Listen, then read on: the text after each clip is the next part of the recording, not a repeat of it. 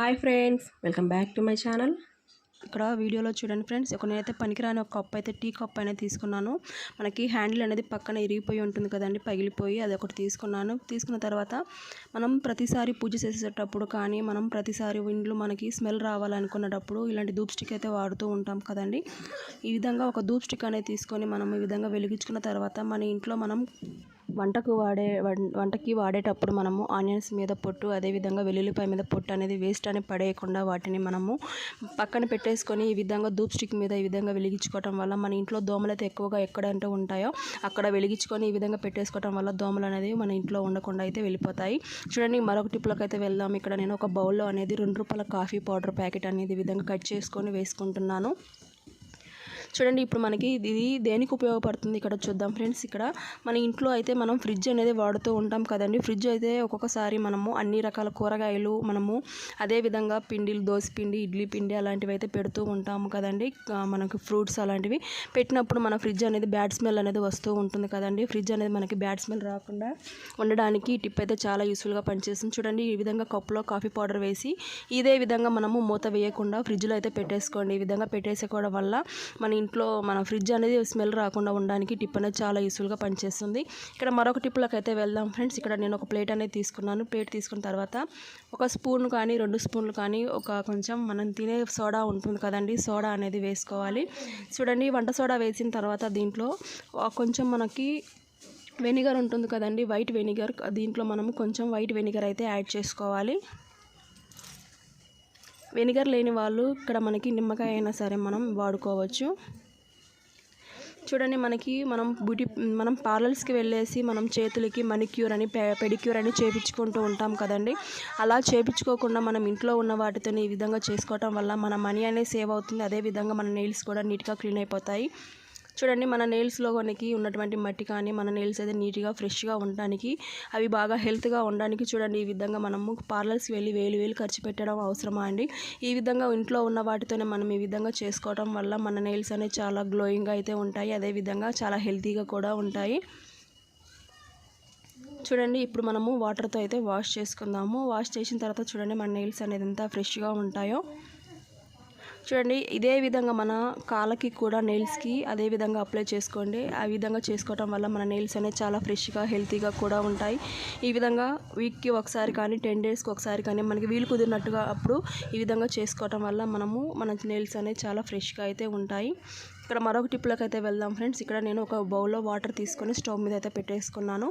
ఈ విధంగా పెట్టుకున్న తర్వాత మనం ఈ వాటర్ కొంచెం హీట్ అయిన తర్వాత చూడండి 2 స్పూన్స్ అయితే టీ పౌడర్ కానీ కాఫీ పౌడర్ కానీ మనం ఈ విధంగా అయితే వేసుకోవాలి. చూడండి, ఈ విధంగా మనం వాటర్ అనేది బాగా ఒక 2 టైమ్స్ వరకు అయితే బాయిల్ అవ్వాలి. చూడండి, ఈ విధంగా మనకి పొంగు వస్తుంది కదండి, ఆ విధంగా మనకి డికాషన్ లాగా మనకి బాగా వాటర్ అనేది మరిగించుకోవాలి. మరిగించిన తర్వాత చూడండి, ఇక్కడ నేను మనకి ఎక్స్పైర్ అయిపోయిన ట్యాబ్లెట్స్ అయితే మన ఇంట్లో ఉంటాయి కదండి, అవి వేస్ట్ అని పడేయకుండా ఈ విధంగా ఒక ట్యాబ్లెట్ తీసుకొని పౌడర్ లాగా చేసుకోవాలి. చూడండి, ఇప్పుడు మనం ఈ వాటర్ దేనికి ఉపయోగిస్తున్నామని ఇక్కడ చూడండి. ఇక్కడ మనకి సింక్ అనేది మనం వాడుతూ ఉంటాం కదండి. వాడేటప్పుడు మన సింక్ అనేది లోపల పైప్స్ ఉంటాయి కదండి, ఆ పైప్స్ అనేది స్ట్రక్ అయిపోయి మనకి వాటర్ అనేది ఆగిపోతూ ఉంటాయి, పోకుండా ఉంటాయి కదండి. అదేవిధంగా సింక్ అనేది మనకి బాగా జిడ్డు పట్టి ఎక్కువగా ఉంటుంది కదండి, అలా పోకుండా పోయేటట్టుగా మనం ఈ విధంగా టిప్ అయితే తెలుసుకుందాము. చూడండి, ఈ వాటర్ అనేది స్ట్రెయిన్ చేసుకున్న తర్వాత దీంట్లో మనం దంచేసుకున్నటువంటి ట్యాబ్లెట్ అనేది దీంట్లో వేసుకొని కలిపేసుకోవాలి.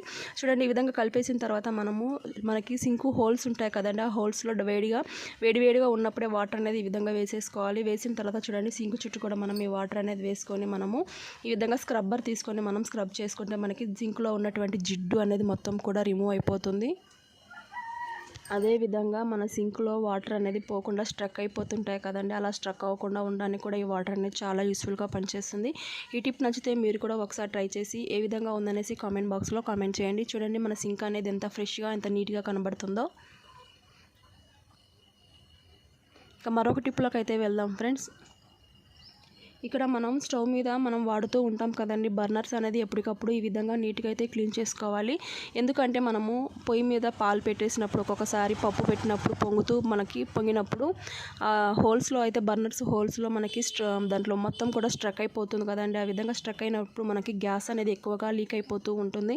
ఆ విధంగా లీక్ అయినప్పుడు మనకి గ్యాస్ అనేది ఎక్కువ రోజులు రాకుండా ఉంటుంది కదండి. మనం ఈ విధంగా గ్యాస్ అనేది ఏ విధంగా సేవ్ చేసుకోవచ్చు అని ఇక్కడ మీకు షేర్ చేస్తున్నాను. చూడండి, ఒక ట్యాబ్లెట్ అనేది తీసేసుకొని మనం ఈ విధంగా పౌడర్ లెక్క చేసుకోవాలి. ఈ విధంగా పౌడర్ లెక్క చేసుకున్న తర్వాత చూడండి, ఒక బౌల్ అయితే తీసుకొని నేను దాంట్లో వాటర్ అనేది తీసుకున్నాను. హాఫ్ వరకు వాటర్ తీసుకున్న తర్వాత మనము దీంట్లో చూడండి ఈ బర్నర్స్ అనేది మనం దీంట్లో పెట్టేసుకోవాలి. చూడండి, మనం 2 బర్నర్స్ కూడా దీంట్లో పెట్టేసుకున్న తర్వాత మనం పౌడర్ చేసుకున్నటువంటి ట్యాబ్లెట్ ఉంటుంది కదండి, ఎక్స్పైర్ అయిపోయిన ట్యాబ్లెట్స్ మనం పడేయకుండా ఈ విధంగా వాడుకోవచ్చు.